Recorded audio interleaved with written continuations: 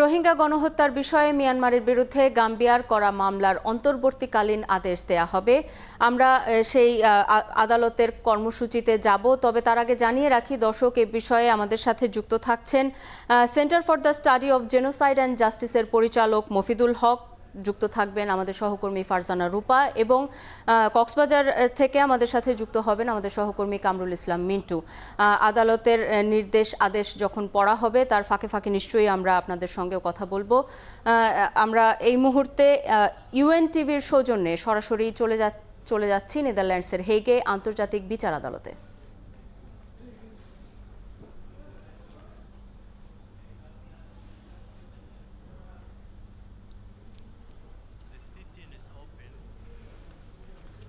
The court meets today to deliver its decision on the request for the indication of provisional measures submitted by the Gambia in the case concerning application of the Convention on the Prevention and Punishment of the Crime of Genocide. Judge Sebutinde, who duly participated both in the deliberations and in the final vote, is, for reasons made known to me, unable to take her seat on the bench today.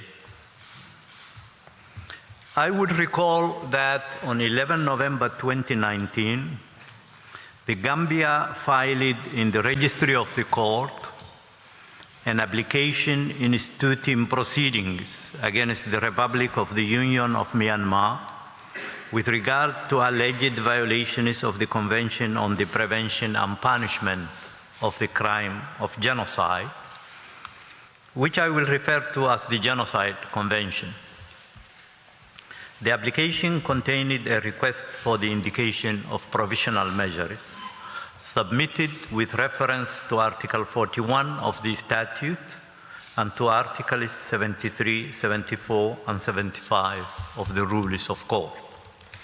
In accordance with the usual practice, I shall not read the introductory paragraphs of the order, which set out the procedural history of the case. I shall also omit or summarize some other paragraphs. I shall accordingly begin the reading of the order at paragraph 14.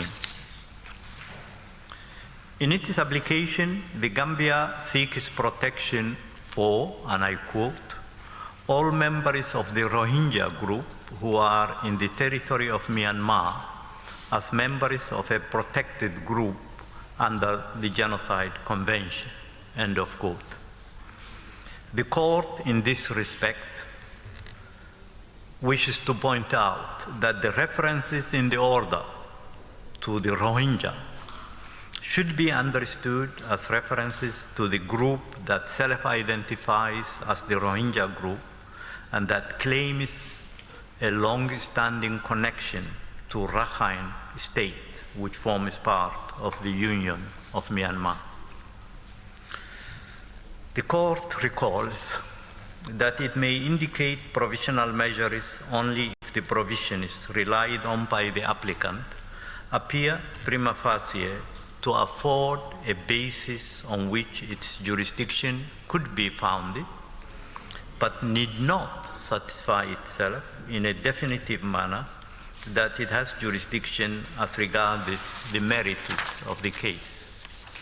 In the present case, the Gambia seeks to found the jurisdiction of the court on Article 36, paragraph 1 of the statute of the court and on Article 9 of the Genocide Convention.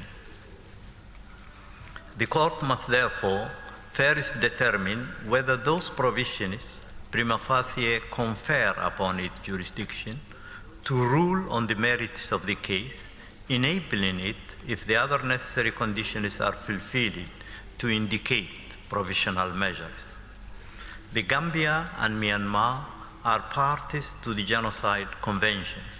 Myanmar deposited its instrument of ratification on 14 March 1956 without entering a reservation to Article 9, but making reservations to Articles 6 and 8. The Gambia acceded to the convention on 29 December 1978 without entering any reservation. Article 9 of the Genocide Convention makes the court's jurisdiction conditional on the existence of a dispute relating to the interpretation, application, or fulfillment of the convention. A dispute between states exists where they hold clearly opposite views concerning the question of the performance or non-performance of certain international obligations. The claim of one party must be positively opposed by the other. The court cannot, however, limit itself to noting that one of the parties maintains that a dispute exists and the other denies it. Since the Gambia has invoked it as a basis of the court's jurisdiction the compromissory clause in an international convention, the court must ascertain whether the acts complained of by the applicant are capable of falling within the provisions of that instrument, and whether, as a consequence, the dispute is one which the court has jurisdiction ratione materiae to entertain. The court also recalls that, in principle, the date for determining the existence of a dispute is the date on which the application is submitted to the court. The court recalls Myanmar's contention that in bringing before the court its claims based on alleged violations of the Genocide Convention, the Gambia acted as a proxy for the Organization of Islamic Cooperation in circumvention of Article 34 of the statute. The court noticed that the applicant instituted proceedings in its own name, and that it maintains that it has a dispute with Myanmar regarding its own rights under the convention. In the view of the court, the fact that the Gambia may have sought and obtained the support of other states or international organizations in its endeavor to seize the court does not preclude the existence between the parties of a dispute relating to the Genocide Convention. Turning to the question whether there was a dispute between the parties at the time of the filing of the application, the court recalls that for the purposes of deciding this issue, it takes into account, in particular, any statements or documents exchanged between the parties, as well as any exchanges made in multilateral settings.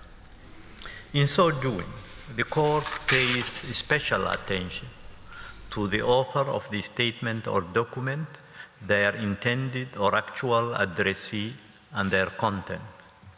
The existence of a dispute is a matter for objective determination by the court.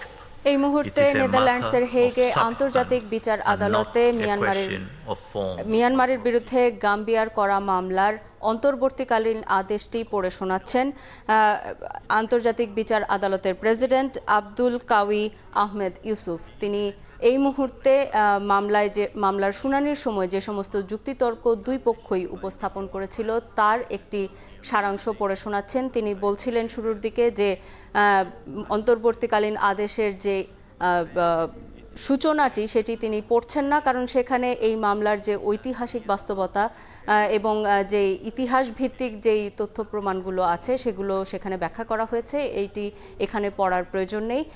তিনি মামলার অন্তর্বর্তীকালীন আদেশ সরাসরি পড়তে শুরু করেছেন এবং শুরুতে তিনি শুনানির সময় যে দুপক্ষের যেসব যুক্তিতর্ক উপস্থাপন করা হয়েছিল সেটি তিনি এখন পড়ছেন। তিনি বলছেন যে রোহিঙ্গারা মিয়ানমারের রাখাইন রাজ্যের বাসিন্দা এবং তাদের পরিচয়টি অস্বীকার করার কোনো উপায় নেই, এটিকে স্বীকার করা হয়েছে। এবং তিনি বলছিলেন যে গাম্বিয়া তাদের পক্ষে পর্যাপ্ত তথ্য প্রমাণ উপস্থাপন করেছে, যেটি মামলার বিচার কাজের জন্য গুরুত্বপূর্ণ একটি বিষয় এবং মামলা চালানোর জন্য পর্যাপ্ত যুক্তিতর্ক উপস্থাপন করা হলো কিনা এটি প্রয়োজন পড়ে। এবং তিনি বলছেন যে গাম্বিয়া তাদের পক্ষে তাদের মামলা চালানোর জন্য পর্যাপ্ত যুক্তিতর্ক তারা তথ্য প্রমাণ তারা উপস্থাপন করেছে। এবং তিনি বলছেন যে দুটি দেশের মধ্যে যে বিরোধ নিয়ে মামলাটি চলছিল সেক্ষেত্রে মিয়ানমারের পক্ষ থেকে বলা হচ্ছিল যদিও যে দুই দেশের পক্ষে এই দুই দেশের এক্ষেত্রে কোনো বিরোধ নেই, সরাসরি তারা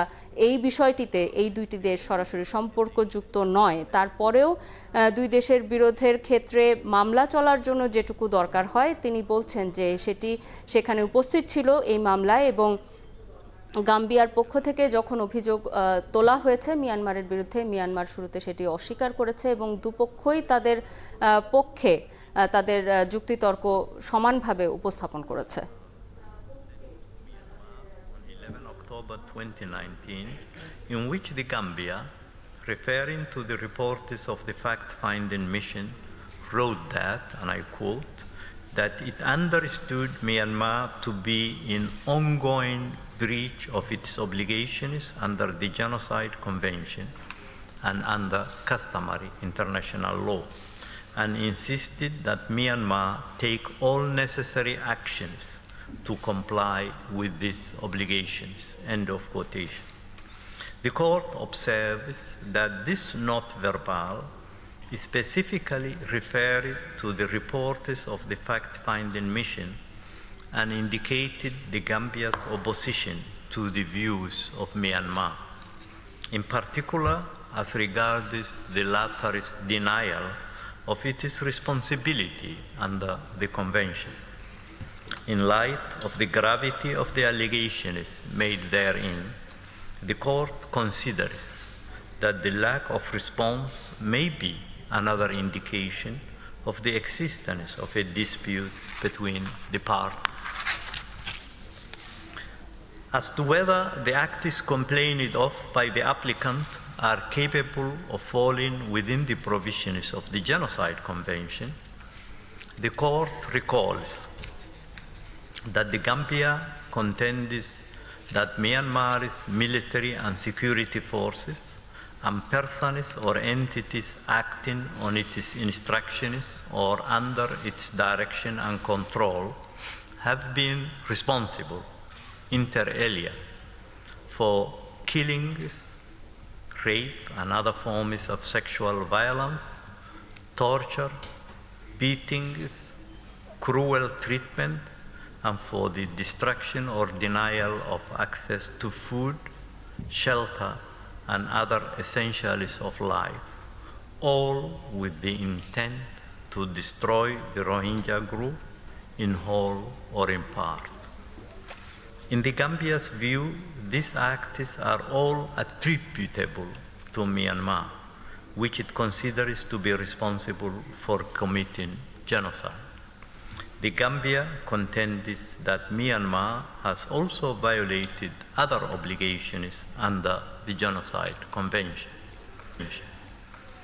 The court notes that Myanmar, for its part, denied that it has committed any of the violations of the Genocide Convention alleged by the Gambia, arguing in particular the absence of any genocidal intent. For the purposes of the present proceedings, the court is not required to ascertain whether any violations of Myanmar's obligations under the Genocide Convention have occurred. Such a finding, which notably depends on the assessment